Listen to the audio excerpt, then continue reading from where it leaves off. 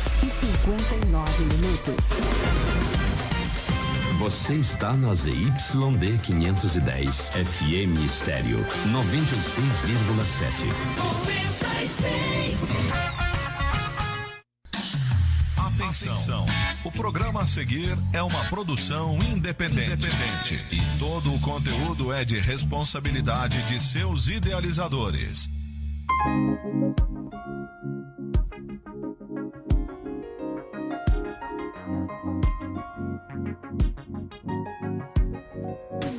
Assembleia de Deus, um lugar da sua bênção, um lugar de oração. A família abençoada, impactando a nação. Venha fazer parte dessa nova geração. Adissa Brasil, a igreja para o povo feliz. Palavra de poder, venha ser impactado. A vitória é pra você. Palavra de poder, venha ser impactado. A vitória é pra você.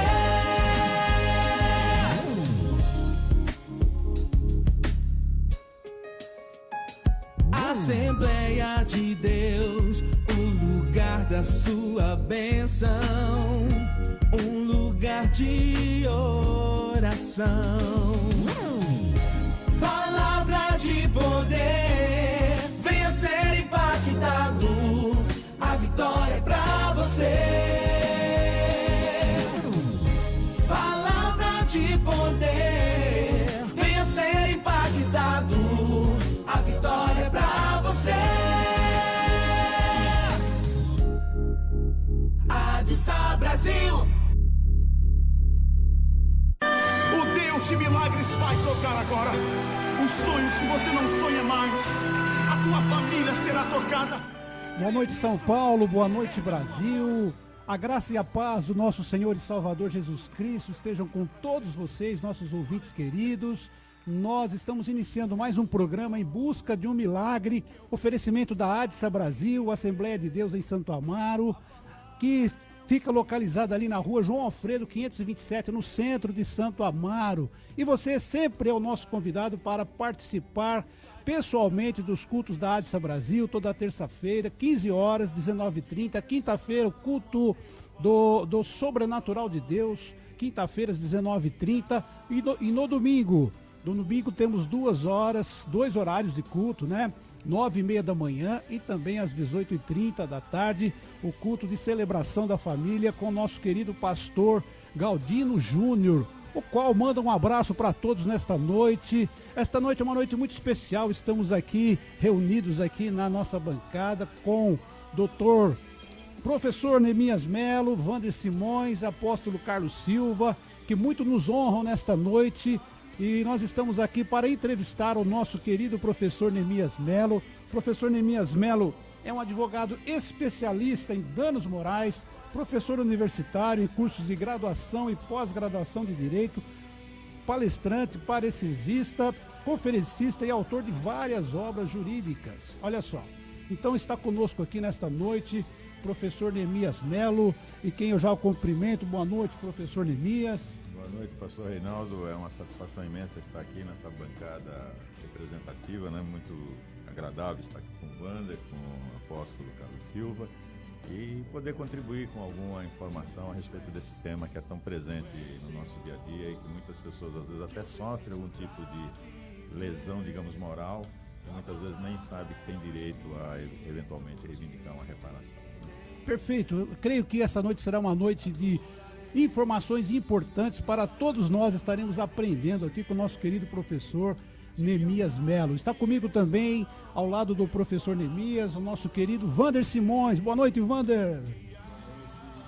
Boa noite, pastor Reinaldo Jeromel. Boa noite, professor Neemias Melo. Além de amigo, costumo dizer que ele me inspirou, inclusive, a fazer o curso de Direito. Boa noite, apóstolo Carlos Silva, e boa noite, ouvintes da Rádio Gospel FM. Também ao nosso querido apóstolo Carlos Silva, que está sempre conosco aqui, falando da Casa Vinde. Hoje está também participando aqui, é o pregador da palavra desta noite. Boa noite, apóstolo Carlos. Boa noite, pastor Jeromel. Boa noite, doutor Neemias, Wander. Boa noite, queridão, nosso sonoplasta aí, um homem abençoado de Deus. E quero dar aí a minha boa noite aí para todos os queridos ouvintes aí, você que está na sua casa, não importa se você está no celular, aí no ônibus, onde você estiver, ou no seu carro mesmo, ouvindo a nossa programação. Eu tenho a plena convicção que nesta noite Deus visitará você com grande poder e glória. E dá para ver que hoje aqui a bancada está abençoada já por Deus. Glória a Deus. Então é uma honra para nós da Extra Gospel FM estar recebendo estes homens de Deus que estão aqui, e nós cremos que será muito proveitoso. E já vamos começar falando, passando a palavra aqui para o nosso querido professor, e gostaríamos que ele iniciasse a sua palavra com um comentário do panorama político, jurídico do nosso país. Fique à vontade, professor.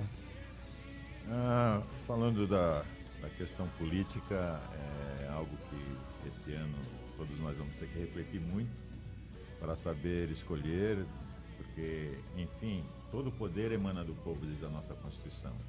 Parece que nos últimos anos a população se distanciou da política, e isso não faz bem para a política, porque quando você se distancia, você passa a não conhecer e vota, às vezes, por impulso ou por alguma outra razão que não a seriedade do compromisso que o político possa ter com a população. Aí, o que é que resulta nisso? Nesse Congresso que pouco nos representa hoje, não é? Um sistema político que está completamente corrompido em todos os sentidos. Veja que dos 513 deputados, 54 são investigados ou já são réus na Operação Lava Jato. Ou seja, 10% do Congresso Nacional pesa sobre esses 10% a suspeita séria de envolvimento em desvio de dinheiro público. Ou seja, e esse exemplo que parte de cima está presente aqui no estado de São Paulo. Nós tivemos aqui o ano passado uma denúncia grave que está sendo objeto de investigação séria pelo Ministério Público de São Paulo. Desviavam verba da merenda escolar. Que absurdo. Ou seja, né, o Estado paga uma merenda de qualidade e lá na ponta, lá no bairro, lá na cidadezinha do interior, o que chega para a criança é uma meia salsicha, às vezes a comida estragada, enquanto políticos estão se beneficiando do desvio de finalidade, né? Quer dizer, é recriminável em todos os aspectos. E muita gente não percebe que a corrupção é muito mais grave do que apenas o enriquecimento da pessoa que roubou. Quando ele está roubando do serviço público, está faltando dinheiro lá na ponta, para a saúde, para a educação, ou seja, a corrupção pode estar matando mais do que a falta de segurança pública. E esse momento é um momento que a gente pede a todo mundo que reflita sobre a questão política. A política dita os nossos dia a dia, não adianta querer dizer que eu não quero nada com isso. A gente tem que se interessar, tem que se envolver e tem que saber escolher o melhor para nos representar. Então, se eu pudesse aqui deixar um apelo, seria nesse sentido, para que todos nós façamos um esforço para refletir e procurar saber pelo menos quem é o candidato que se apresenta, qual é o seu passado, porque o passado de uma pessoa indica uma probabilidade de futuro, né? Perfeito. E não votar apenas por outras razões, como tem ocorrido, só por obrigação, ou vote em qualquer um, pega o último papelzinho e voto. Não faça assim, né? Reflita, pense e escolha bem, porque o futuro do Brasil está nas nossas mãos. É verdade. Eu creio que o fato de o voto ser obrigatório acaba trazendo muitos transtornos no resultado final da nossa política de uma maneira geral. Mas a duras penas nós estamos aprendendo, né doutor Neemias? Porque o povo brasileiro está vendo que a situação do país está cada dia mais difícil, cada dia piorando, e isso é o resultado de escolhas mal feitas no passado. Exatamente. Né? Então este ano é ano de eleição, ano de mudar deputados estaduais, federais, senadores, governadores, presidente da República. É um ano que nós temos novamente uma oportunidade de trazer pessoas responsáveis, pessoas com condições com competência para gerir essa responsabilidade, não é verdade? Sem dúvida, pastor Jeromel. Então, professor Neemias, nós estávamos falando aqui que o senhor é o professor universitário, curso de pós-graduação, de graduação de Direito em várias universidades aqui da cidade de São Paulo. E claro que nós precisamos ouvir um pouquinho do senhor em relação às novas mudanças aí a reforma trabalhista, né? Como o dano moral é uma especialidade sua, eu gostaria que o senhor comentasse algo sobre dano moral após a reforma trabalhista. Fique à vontade para comentar, professor. Bom, primeiro vamos esclarecer aqui para os nossos ouvintes que a questão moral, embora nos dias atuais esteja bastante relativizada, a gente precisa fazer as pessoas voltarem a ter respeito por si mesmo e respeito pelas demais pessoas. A gente sabe que hoje muitas pessoas, como é que eu diria, elas abrem mão da sua privacidade, abrem mão da sua honra, da sua dignidade, muitas vezes por uma aparição momentânea numa TV. Você sabe muito bem, pastor, que tem vários programas aí populares em que a pessoa vai lá e expõe sua vida, ela se expõe a um vexame público num momento ali de glamour, né? Mas é uma bobagem, porque, veja, a gente tem que ter honra e tem que respeitar, porque se existe algo valioso em cada um de nós, não é o patrimônio material, não é você morar numa mansão, ter uma casa, ter um carrão. O maior legado que você deixa para sua família é o seu nome honrado, é a sua dignidade, quer dizer, sabe, é você passar pela vida e ter condições de olhar nos olhos das pessoas sem vergonha, porque você foi honrado o tempo inteiro sobre respeitar e soube exigir dos outros respeito a si mesmo. Então isso é aquilo que a Constituição protege, está lá no artigo 1º da nossa Constituição, que é a dignidade da pessoa humana. E todos nós, pastor, somos iguais em dignidade.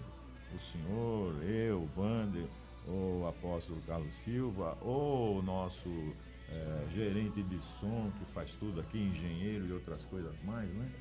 Aquela pessoa que mora embaixo da ponte, todos nós somos iguais em dignidade. Eu não sou mais nem menos por ser professor universitário em relação a um aluno. A dignidade nossa é igual.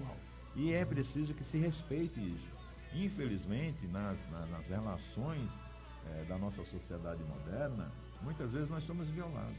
E na relação de trabalho isso é mais grave ainda. Porque a nossa dependência não é só hierárquica com relação ao trabalho. Pastor, a gente quando trabalha tem uma dependência mais cruel, que é a dependência econômica.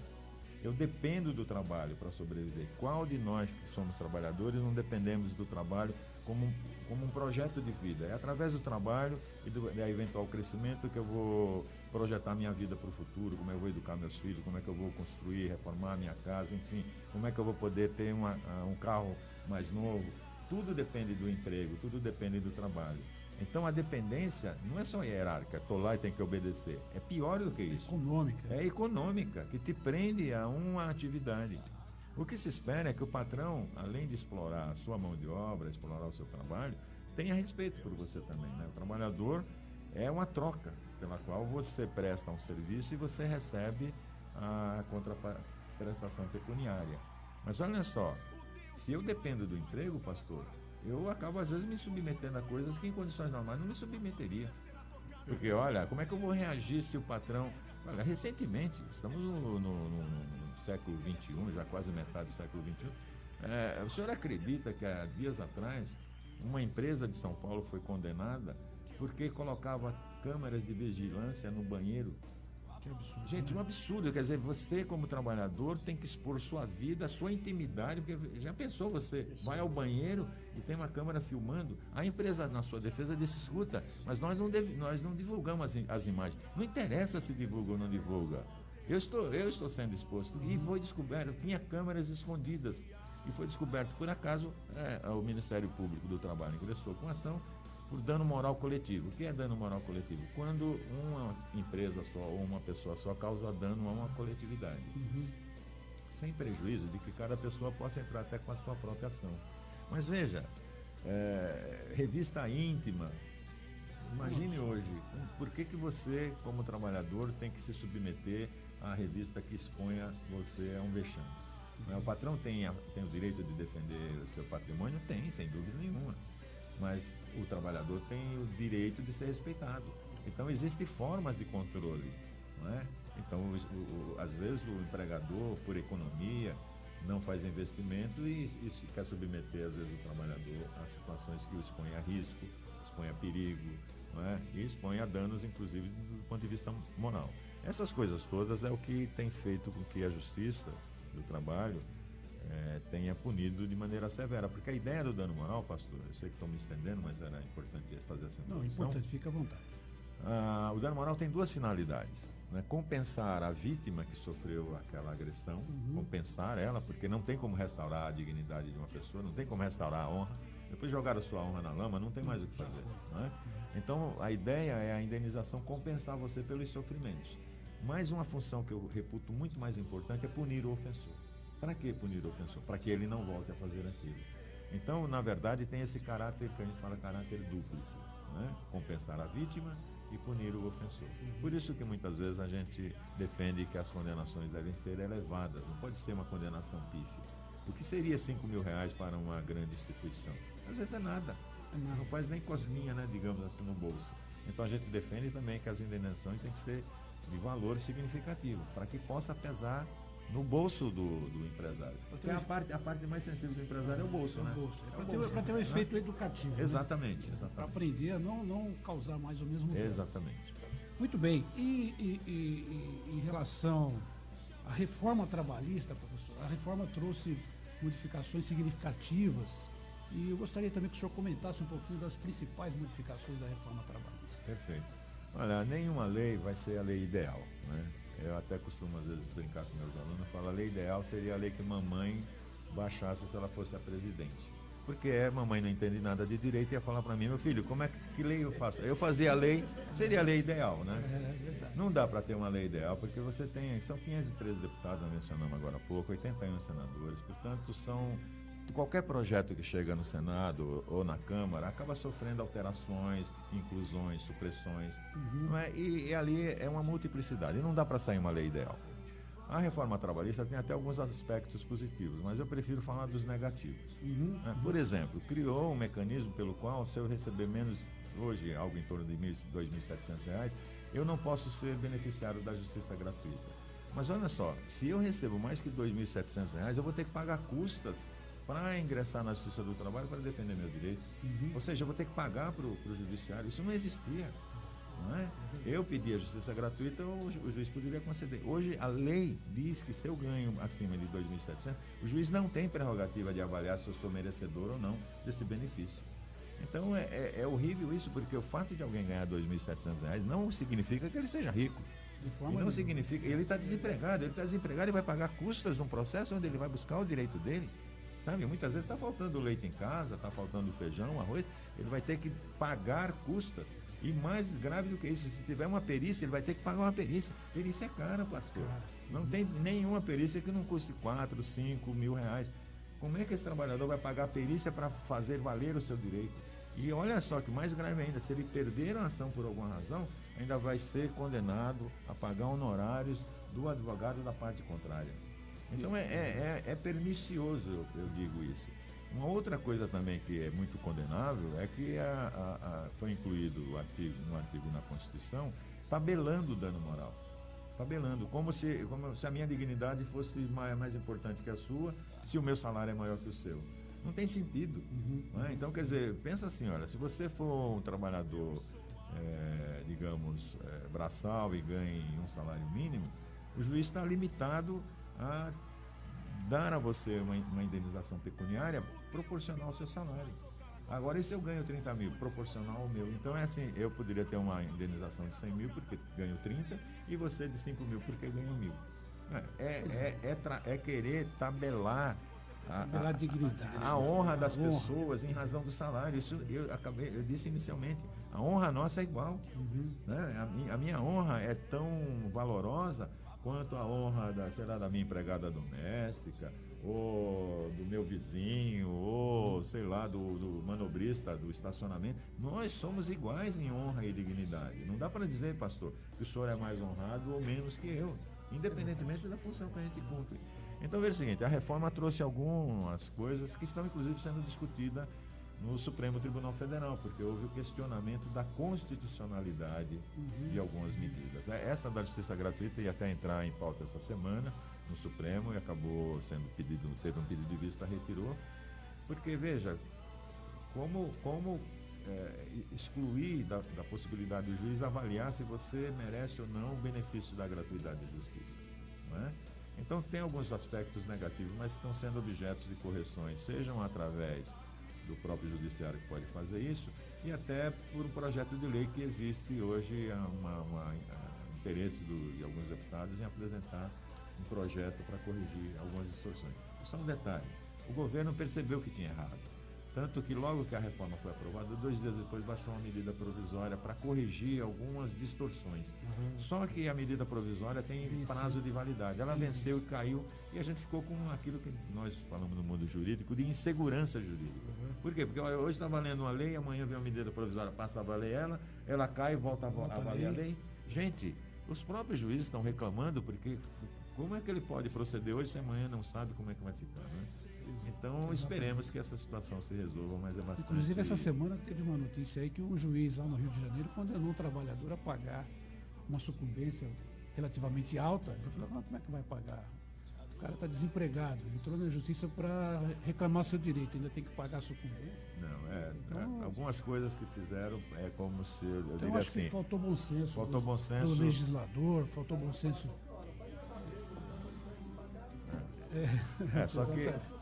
Só que hoje o Código de Processo Civil, que é usado também pela Justiça do Trabalho, permite que você, como credor, ainda que não receba, possa levar meu nome a protesto e possa incluir meu nome em bancos de dados. Significa dizer que você pode me tirar do mercado de consumo.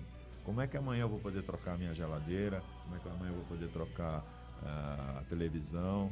Né, que são coisas indispensáveis na vida hoje, porque eu não tenho crédito. Qual é o trabalhador que pode comprar um equipamento desse de gama à vista? Normalmente vai comprar crédito. Então veja, ainda que não receba, tem esse mecanismo de coação, sabe? Incluir seu nome no rol de maus pagadores. E aí você está fora, não vai conseguir empréstimo, não vai conseguir financiamento para nada. Então ficou horrível. Ficou ruim mesmo. Ficou ruim. Por isso que é importante... Tem pontos positivos, mas os negativos superam em muito os positivos. Por isso que é muito importante a gente, neste ano aqui, eleger pessoas que têm competência de analisar tudo isso, né? Porque, veja bem, essa reforma, ela demorou um tempo razoável para ser aprovada. E mesmo assim já sai cheia de problemas, cheia de erros. Então, o que a gente como leigo, observa? Tem muita gente incompetente, muita gente que não consegue ver as coisas, não consegue prever o que pode acontecer. Então, esse ano vai ser um ano muito bacana, muito legal, porque a gente vai ter essa oportunidade. E tem aquele detalhe, que é até um dito popular, a corda sempre estoura do lado mais fraco. Mais fraco. Né? Eles fizeram, eles não dependem disso, eles não vão sofrer consequência disso, e quanto mais necessitado você, mais vai sofrer as consequências desse monstrengo que eles aprovaram, né? Tem mais algum item que o senhor queria falar sobre a reforma, não? Não, eu acho que esses são os principais, né? Acho que então são a os gente dois mais pode falar graves. agora, entrar na responsabilidade civil, algo que todos nós estamos sujeitos aí, que é o erro médico. O erro médico, todos nós estamos sujeitos, de repente, a gente sofrer aí um problema, uma dificuldade, sofreu algum dano físico por causa de um erro médico. Então, o que o senhor pode nos dizer sobre erro médico, doutor? Pastor, eu sei que o senhor é muito jovem, mas se a gente voltar no tempo, se a gente voltar, sei lá, 30, 40 anos atrás, eu me lembro muito bem como era inimaginável que alguém processasse um médico. Era inimaginável, não é? Eu me lembro bem, assim, há 30, 40 anos atrás, o médico numa pequena cidade, ou mesmo numa região, num bairro, era assim, na época a Igreja Católica era muito prevalente. Então, assim, era o padre, o médico, o delegado e o prefeito. Eram as autoridades máximas de qualquer lugar. E era inimaginável que o médico tratasse alguém de maneira leviana, tratasse alguém de maneira, assim, displicente. Por quê? Porque o médico faz um juramento de salvar vidas. Não é um juramento de salvar vidas. Ele ia aplicar todo o seu esforço, todo o seu estudo, toda a sua diligência para minorar sofrimentos e para, se possível, salvar a vida. Óbvio que não se pode esperar do médico que ele tenha o dom divino, né, da vida e da morte. Óbvio que não. Mas o que a gente espera é que o médico realmente se empenhe na sua profissão para fazer o melhor pelo seu paciente. O que a gente percebe na sociedade moderna? que grande parte dos médicos hoje não tem nenhum compromisso com o juramento que eles fazem, infelizmente. Eles estão nessa profissão, muitos deles, pelo status, pelo salário, porque, veja, como eles trabalham 4 horas, então ele pode ser... Quantos aí não são assim? Concursado no município, concursado no estado, ainda tem uma clínica particular para atender. Então ele vai fazer mal o serviço em qualquer lugar. E vai receber 3 salários, e ele está se lixando muitas vezes para o que acontece com a população. Então, se você pesquisar hoje nos tribunais, e esse meu livro de responsabilidade civil é inclusive um dos livros que está muito citado aqui no Tribunal de Justiça de São Paulo, como base para condenação de hospitais e médicos, você vai perceber o seguinte, olha, tem desde o médico que tratou de maneira, digamos, irresponsável uma criança que chegou com febre. Tem um caso no escritório, que a senhora aqui na Vila Prel, que é aqui na região, a senhora foi ao posto de saúde com o filho com febre, de manhã. O menino passou a noite e ela acordou de manhã, a febre não tinha passado. O médico não mede a pressão da criança, não tira a temperatura, não olha a garganta. Quer dizer, sabe, coisas básicas, mínimas que precisava fazer. E aí manda dar uma aspirina qualquer e manda a criança embora para casa. Ainda bem que essa mãe achou que não tinha feito nada, que procurou o Hospital Campo Limpo ali, aí encontrou um médico mais consciencioso, médico esse que diagnosticou, ou suspeitou pelo menos que a criança podia estar com meningite, pediu exames complementares e confirmou, mas confirmou em tempo de salvar. Imagine se essa criança, essa mãe não tivesse esse cuidado, tivesse voltado para casa e seguido apenas a orientação daquele médico de posto de saúde. Provavelmente essa criança não estaria aí para contar a história. Aí você fala, caramba, como é possível isso? Pois é, mas não é um caso, tem milhares de casos assim, milhares, não é? Então a gente tem que ter consciência que o médico exerce realmente uma função muito importante na sociedade, é uma função até elevadíssima, mas que infelizmente existe os maus profissionais em qualquer profissão. Como você disse inicialmente, na medicina, o erro do médico pode significar a morte de uma pessoa, não é um erro qualquer. Né? Não é um erro qualquer, pode significar a perda de um movimento, pode significar uma pessoa ficar tetraplégica, enfim, pode acontecer muitas coisas. Então é uma profissão de altíssima responsabilidade e a gente espera que os médicos ajam com essa consciência desse dever, né, que eles têm de fazer o melhor pelo bem-estar de qualquer pessoa que seja submetida a tratamento. Perfeito. E aqueles que sofrerem esse problema aí devem procurar o seu advogado, procurar os seus direitos, porque nós não podemos deixar o nosso direito em segundo plano. Precisamos buscar aquilo que nós temos direito previsto na lei, previsto nos códigos de ética, enfim, nós precisamos buscar o nosso direito. Então, o professor Neemias tem aqui um livro muito bacana que ele escreveu sobre esse tema, responsabilidade civil por erro médico, doutrina e jurisprudência desse tema. É um livro que está na 3ª edição, por sinal, né? Já na 3ª edição, foi né? Foi lançado em 2007 e está na 3ª edição, agora indo já para a 4ª. Né? Que bom. Agora, só uma coisinha com relação a isso. Muitas vezes a gente percebe que a população sabe que foi lesada ou foi lesionada em alguma coisa e fala, deixa para lá, deixa para lá. Não deveria. Quando você fala assim, deixa para lá e não faz nada, você está indiretamente estimulando que aquele mau profissional continue atuando. Perfeito. Então você não deve se achar, não deve, lute pelos seus direitos, faça valer os seus direitos, porque você pode estar evitando que aquela pessoa faça mais mal para outras pessoas. Que o mal continue, né? Exatamente. Então é muito importante isso. Enquanto eu vou deixar o professor Neemias respirar um pouquinho, tomar uma água, e eu e o apóstolo Carlos vamos dar os nossos recados aqui. Né? O apóstolo Carlos vai dar o recado da Casa 20 e eu vou dar o recado da Marcha para Jesus. Apóstolo Carlos, como é que está a Casa 20, apóstolo Carlos? Olha, a Casa 20 continua uma bênção, graças a Deus, resgatando vidas, tirando vidas aí da sarjeta, né, desse mundo tão sofrido, né? Porque as drogas também não perdoam as pessoas, destrói, né? Não destrói somente a pessoa, mas toda a sua família. Como o pai de família que também está no vício do álcool. Então, todos esses adictos estão envolvidos, né, num tipo de droga, porque tudo é uma droga, a bebida é uma droga, a droga é uma droga, tu já diz, é uma droga. Mas nós estamos aí para resgatar essas vidas, né? A minha alegria é resgatar essas vidas e trazê-las de volta ao seio da família, trazê-la de volta na sociedade, ao seu trabalho, né?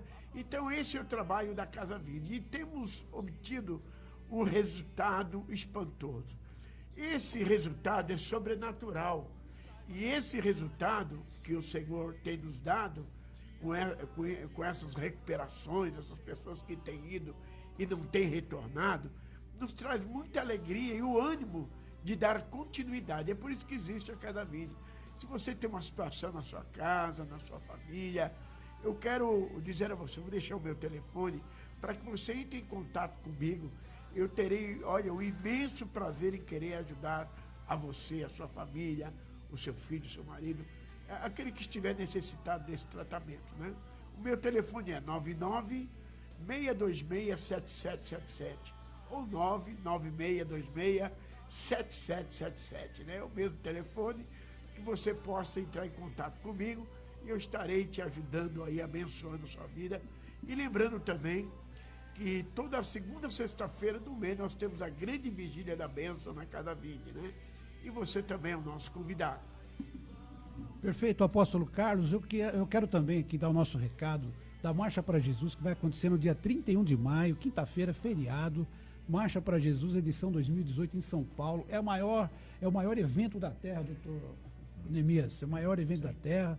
Por quê? Porque concentra o maior número de pessoas possíveis, né, em relação a outros eventos. No último evento compareceram 3.500.000 pessoas, passaram pela marcha, marcharam durante todo o dia, né? A marcha começa às 10 da manhã e vai até 10 da noite praticamente.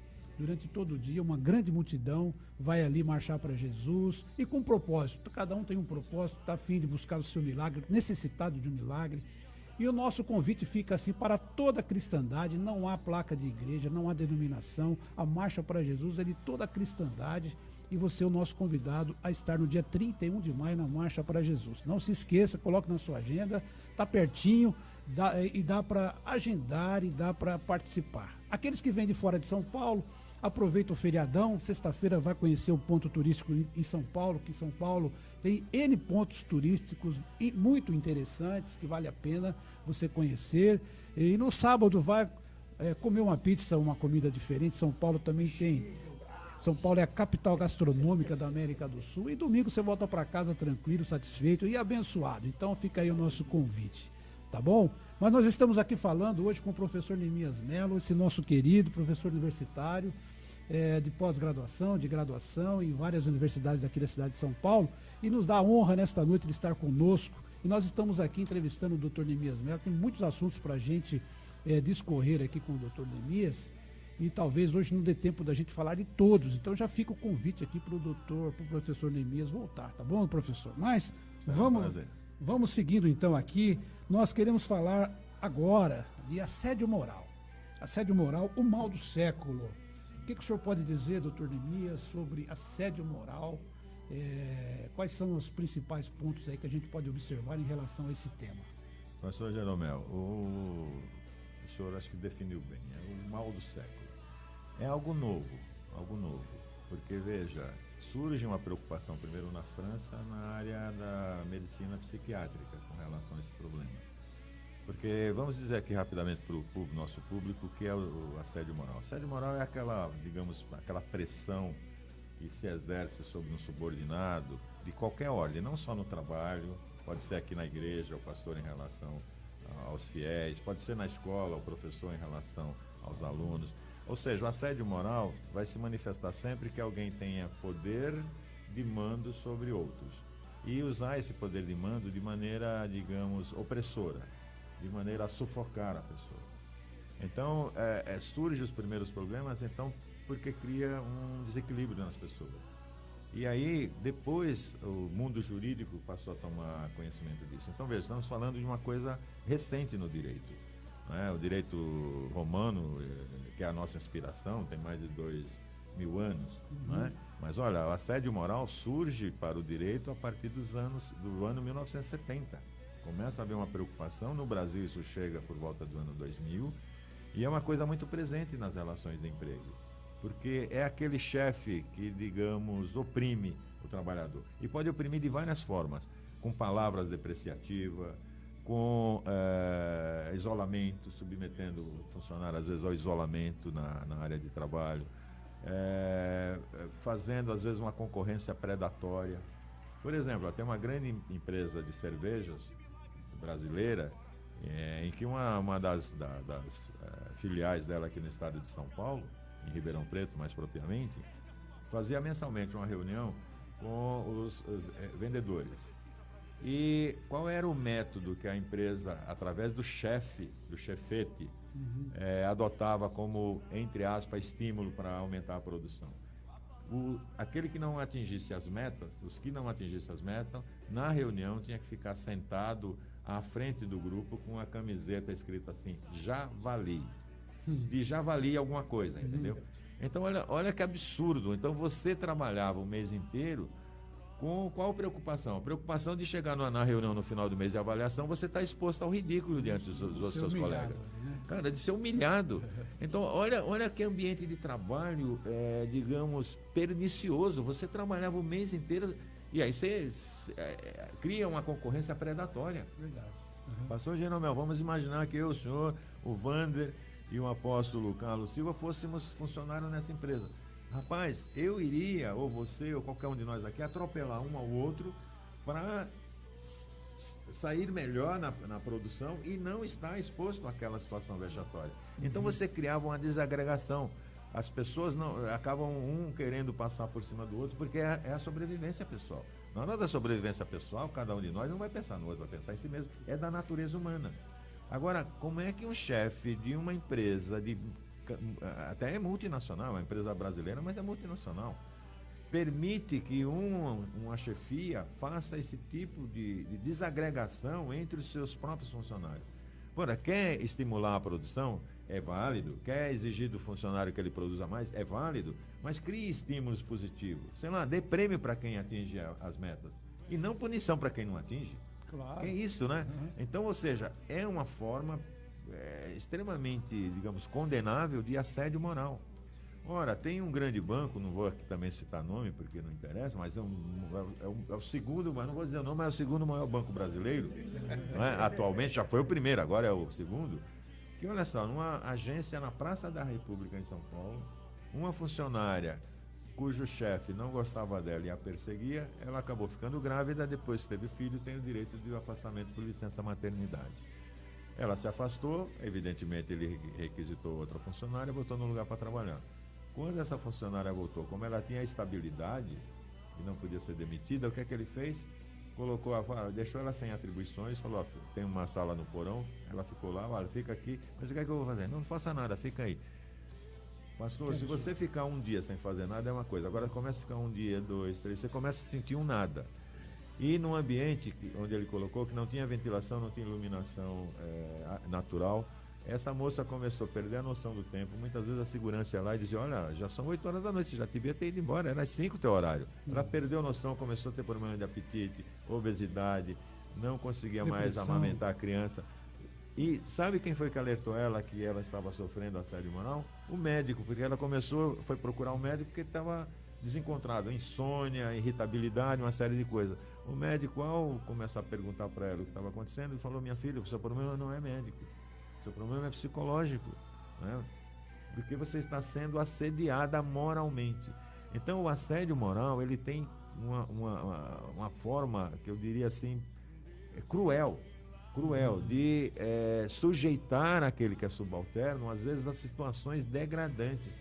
E não é uma vez ou outra, porque, sei lá, às vezes o chefe ali, uma hora se irrita, pode xingar, não é assim uma vez ou outra, mas é aquela situação diuturna, porque vez ou outra você tomar um puxão de orelha faz parte, né? Faz parte, claro. Né? Mas todo dia você ser achincalhado, todo dia você ser pisoteado, não há ninguém que suporte isso, porque isso vai refletir na sua vida de relação, você vai levar essa irritação para sua casa, Você vai levar essa irritação para as relações que você tem com seus amigos e faz um Sem mal dúvida. Meu filho inimaginável. foi vítima disso, porque ele foi funcionário de um grande banco, não sei se é o mesmo.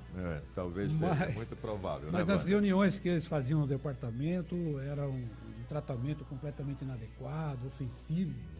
Ele acabou até saindo do banco, processou o banco, ganhou o processo. E isso acontece muito nos dias de hoje. Sim, com Acontece certeza. muito. Tá bom? Mas vamos aqui completando então os assuntos que a gente vai ter oportunidade de abordar hoje. Já fica o convite para o senhor voltar. Será um prazer. Dano moral na relação de consumo. É um assunto importante que a gente está sujeito no dia a dia aí, e isso nós queremos ouvir do senhor também. Dano moral na relação de consumo. Então, todos nós somos consumidores, né? A gente não percebe, mas nós somos consumidor do transporte público, seja ele o ferroviário, rodoviário ou metroviário. Nós somos, na escola, nós somos um consumidor, se essa escola é privada, né? Nós somos o consumidor quando vamos na padaria comprar alguma coisa, quando vamos ao restaurante almoçar, quando vamos a uma loja de eletroeletrônico comprar qualquer coisa. Então, nós somos o consumidor. Agora, uma coisa que a lei estabelece é que nós sempre somos, como consumidor, a parte vulnerável. O que quer dizer isso? A parte mais fraca. O fornecedor, por menor que seja ele é mais forte na relação de consumo, pastor. É só o senhor imaginar o seguinte: cheguei aqui e vi que ali embaixo tem um rapaz vendendo cachorro quente, não é? Olha só, não me entendam mal. Eu sou professor universitário, fiz mestrado, doutorado, tenho especialização, ou seja, do ponto de vista do saber, eu tenho um nível diferenciado em relação ao rapaz que está ali vendendo cachorro quente.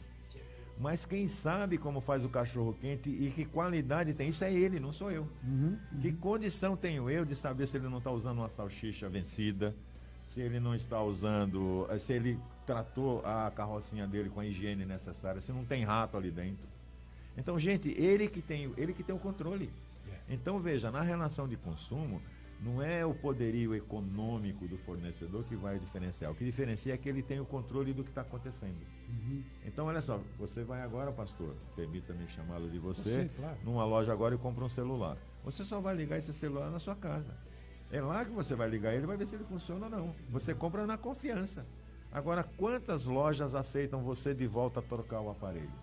Quantas eu já não vi, na hora de vender, te tratam bem, maravilhosamente, aí faz qualquer coisa, apresenta um plano, e te ensinam, e na hora que você sai dali, não tem pós-venda, não tem assistência. Se você tiver um problema e voltar, não, procura assistência técnica. Como assim eu vou procurar assistência técnica? Acabei de comprar, cheguei e só liguei. Não, mas olha, você procura assistência técnica. Que isso? Que absurdo, né? Não é? Então, mais das vezes, e é o mal do Brasil isso, mais das vezes o consumidor só digamos, tratado com carinho e respeito na hora da venda. E muitas vezes essa venda é enganosa, porque o vendedor ali, no afã às vezes de conseguir a sua comissão, ele floreia a coisa, como diz popularmente, né? Ou ele adiciona qualidades e coisas que às vezes o produto não tem. E você só vai descobrir no uso, só vai descobrir na hora que vai usar. E agora, José?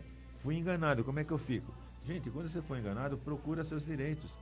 Para isso foi criado o chamado Juizado Especial Civil, normalmente chamado de JEC, que todo fórum aqui da região de São Paulo tem, nas cidades vizinhas também. Se você for em Itapecerica, tem lá o Juizado Especial. Se você for aqui em Santa Amaro, tem o Juizado Especial. No Juizado Especial, você não precisa de advogado. Você chega lá perante o funcionário, conta a história. Então, por exemplo, comprei um celular, fui enganado. Eu vou lá, levo a notinha que prova que eu comprei o celular, levo o celular para mostrar para ele que não funciona, ele vai listar isso tudo. A empresa que vendeu e a empresa que fabricou vão ser chamadas. Aí vão dizer assim, mas a que vendeu não tem nada a ver com isso. Tem sim, todo mundo que está nesse mercado, na linha, toda a cadeia, né? Toda a cadeia vai pagar junto. Então vai chamar a empresa, porque olha só, teve um caso, até já tem uns 10 anos isso, em que um marceneiro comprou um celular para seu uso, né? Um marceneiro para seu uso, para atender os clientes, etc e tal. Quando ele chegou em casa, o celular não funcionava. Uma dessas grandes lojas, que eu também não vou falar o nome, que não vou fazer propaganda nem positiva nem negativa de ninguém. Voltou nessa grande loja, mandaram para assistência técnica. Ele foi para assistência técnica. Aí mandaram deixar o aparelho lá. Voltar daí uma semana. Voltou na semana seguinte, não estava arrumado ainda, porque dependia de uma peça. Ele ficou 30 dias esperando. Olha o sofrimento. Você vai comprar um aparelho que é para ajudar na sua atividade profissional, que hoje um celular, eu estou falando de coisa de 10 anos atrás, mas hoje todo mundo sabe que o celular é indispensável para muitas coisas. O celular não funciona, você só quer que ele funcione. Aí você volta na loja, a loja diz que não é ela que tem que resolver isso, você tem que ir para assistência técnica. Vai para assistência técnica. E passou-se 30 dias e ele recebe o aparelho de volta dizendo que estava consertado, quando chega em casa o aparelho não funciona. Gente, é brincadeira isso? Você sabe? Aí essa pessoa foi instruída a procurar o juizado especial e é interessante que a sentença do juiz disse assim. Na sentença até ficou uma coisa meio grotesca, né? Quer dizer, olha, uma empresa, o fabricante era Siemens. A loja que vendeu, não vou falar, mas é uma grande loja.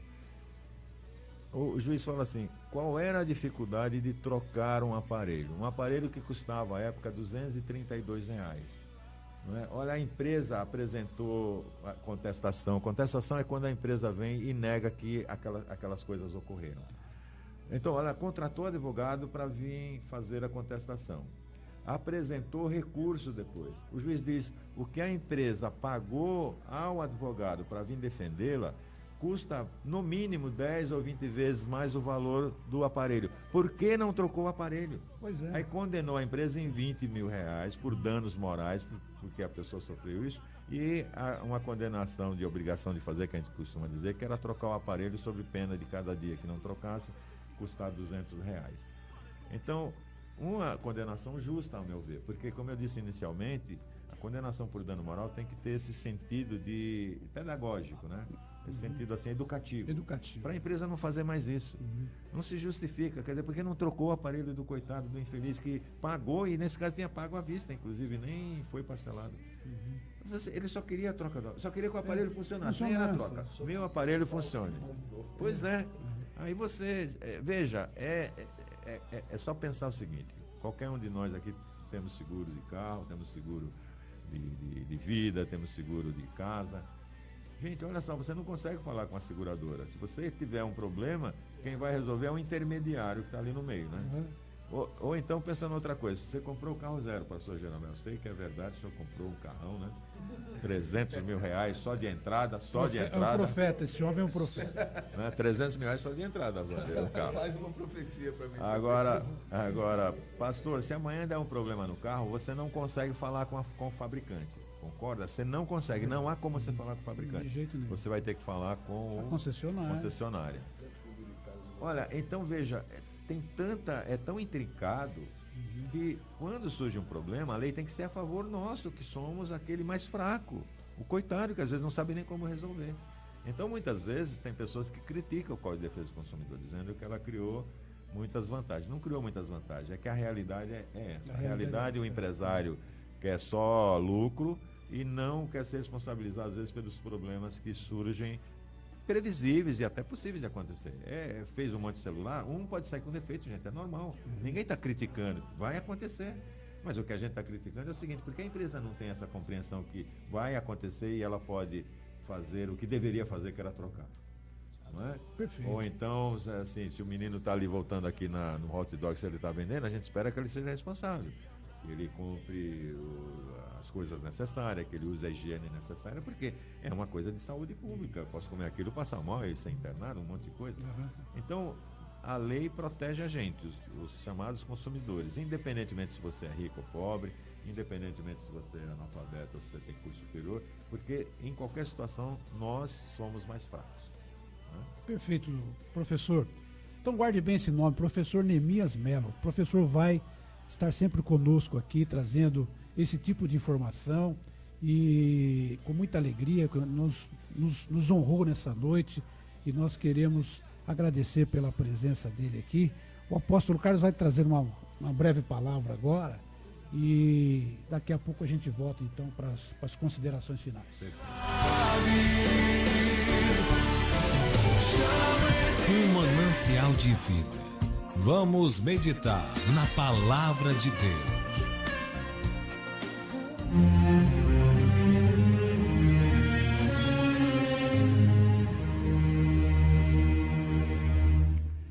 Eu tenho uma palavra de Deus para o seu coração nesta noite.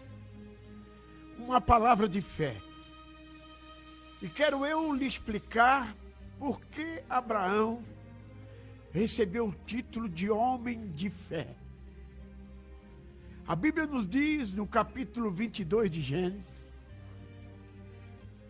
que aconteceu que depois destas coisas, que tentou Deus tentou Abraão e disse-lhe, Abraão, ele disse, eis-me aqui, e disse, toma o teu filho, teu único filho Isaque, a quem amas, e vai à terra de Moriá, oferece-o ali, em holocausto, sobre uma das montanhas que eu te direi. Irmãos, eu queria ser bem objetivo nesta noite. Deus cedeu a Abraão seu sonho. O que é o seu sonho? O seu filho, Isaque. Deus deu para ele aquilo que almejou na vida inteira, ainda deu na velhice dele. Agora vem Deus requerer dele o mesmo filho para o sacrifício. Muitas das vezes Deus nos prova o nosso coração. Prova o meu, prova o seu. E prova cada um de maneira diferente.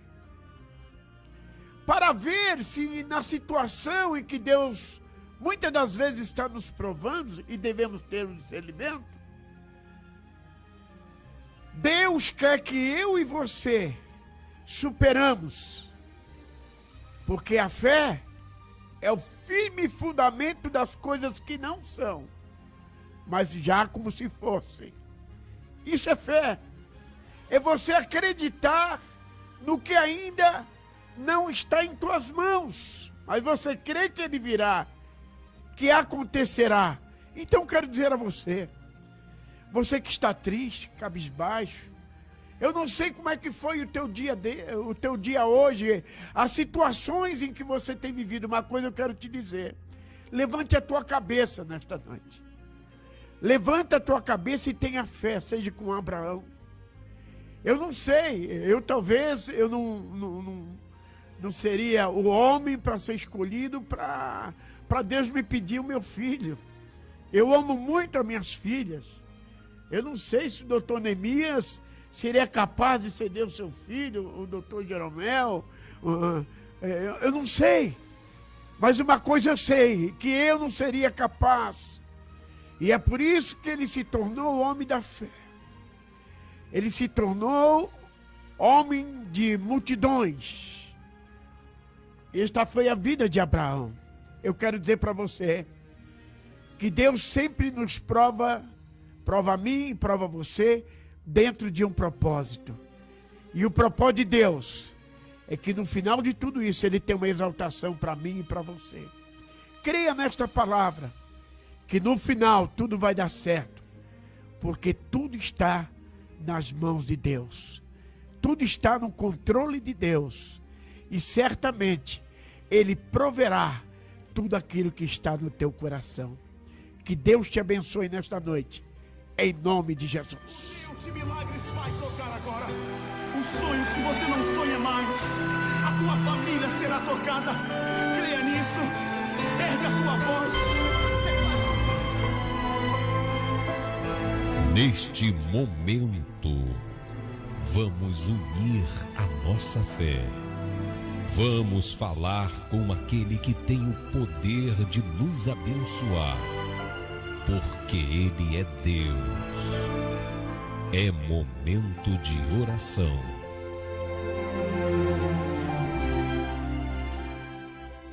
Nesta semana nós estamos orando por 4 nações, seguindo a agenda da Sociedade Bíblica do Brasil. Nós estamos orando pela Geórgia, pela Grécia e pela Guatemala. Além destas 3 nações, estamos orando pela Síria, que está passando por uma guerra terrível. Nós sabemos que há muitas pessoas ali levando a palavra de Deus, são missionários enviados pelo Brasil e por outros países também. E nós oramos para que aquela nação venha a conhecer Jesus, compreendendo que Jesus é o Salvador e que através dele todos podem ser prósperos, felizes e, além do mais, receber a salvação, a cura, o batismo com o Espírito Santo e a garantia de ser recebido no céu pelo Senhor na vida eterna. Oremos então. Amado Deus e eterno Pai, em nome de Jesus, entramos na Tua presença para interceder por estas 3 nações, Pai, nas quais, Senhor Deus, Tu enviaste missionários ali para pregar a Tua palavra. Abençoa-os, ó Deus. Sê com eles, ó Pai, tanto com os nossos missionários, quanto com aqueles povos que precisam compreender, Pai, o propósito da vinda de Jesus nesta terra. Sê com eles, Pai, prospera aquele povo, todos eles, Pai, das 3 nações, em nome de Jesus. Também, Pai, eu coloco nas Tuas mãos a nossa querida Síria, Senhor Deus, na qual, Senhor Deus, pedimos que as Tuas mãos de poder estejam sobre ela, Pai, para que haja paz naquele lugar, Pai, para que o Teu povo, toda a cristandade que ali está, Pai, possa, Senhor Deus, superar este momento de dificuldade, este momento terrível pelo qual estão passando. Guarda os livros de todo o mal, conforte aqueles que perderam seus entes queridos, seus amigos, Senhor. Sê com aquele povo, eu te peço em nome de Jesus. Também aqui agora, Pai, eu coloco nas Tuas mãos todos os nossos ouvintes que nos acompanham pelas redes sociais, através do aplicativo da rádio, do site, através do Facebook, através da emissora de rádio, Senhor Deus. Nós sabemos que muitos ligam para nós pedindo oração e nós os inscrevemos no livro de oração para interceder por eles. Estenda as Tuas mãos de poder para abençoar cada lar, cada família. Senhor, visita aquele que está desempregado, aquele que precisa, Senhor Deus, de manter o seu lar, a sua casa, a sua família. Sê com eles, Senhor. Visita esses pais que estão, Pai, intercedendo pelos seus filhos que estão nas drogas, na prostituição. Em nome de Jesus eu repreendo este mal. Em nome de Jesus eu declaro o Teu poder e a Tua graça, Senhor Deus, sobre a vida desses que estão agora pedindo oração para nós, Pai. Em nome de Jesus nós profetizamos o milagre acontecendo em todas as causas para a glória do Teu nome. Amém. Tu és, Senhor, o que eu preciso para viver. Tua palavra é Obrigado a vocês que nos acompanharam. Obrigado a todos aqueles que sempre nos prestigiam nas redes sociais. Deus abençoe você de uma forma muito especial. Que a paz do Senhor Jesus esteja com todos vocês. E aqui eu me despeço e passo a palavra para o apóstolo Carlos. Até amanhã, se Deus quiser, que Deus te abençoe grandemente, você, sua casa, sua família, Zé Mar, Deus te abençoe. Doutor, que Deus te abençoe, doutor Neemias, junto com a sua comitiva aqui, doutor Jeromel, pastor Jeromel, que Deus te abençoe, ao Vander, um abraço a todos, o Alan, que Deus abençoe e até amanhã, em nome de Jesus. Obrigado, professor Neemias Melo, pela sua presença, é sempre uma honra tê-lo conosco. Eu que agradeço, pastor Jeromel, foi uma honra para mim estar aqui com vocês hoje. Transmito aqui um abraço a todos os ouvintes e aqueles que acompanham a rádio Extra Gospel FM. Agradecer ao nosso sonoplasta, o querido José Marcos, ao Vander, que veio aqui nos acompanhar, e especialmente ao apóstolo Carlos Silva, destacando esse trabalho maravilhoso que faz lá, tirando essas vidas que estão aí perdidas e trazendo elas de volta ao seio familiar. Muito parabéns pelo trabalho, é brilhante e desejo sucesso. Uma hora eu vou lá conhecer o seu trabalho. Será um prazer, uma alegria. Irei com prazer. Grande. Amém. Obrigado também, Vander, pela sua presença. Sempre uma honra tê-lo conosco, viu, Vander? Obrigado, boa noite aos ouvintes, meus colegas hoje presentes aqui, o pastor Reinaldo Jeromel, apóstolo Carlos Silva e o professor Neemias Melo. Amém, muito obrigado. Assim nós nos despedimos. Fiquem com Deus e até amanhã no mesmo horário, se assim o Senhor o permitir. Deus abençoe a todos. de andar em direção ao Teu favor, ó Rei. Ajuda Brasil.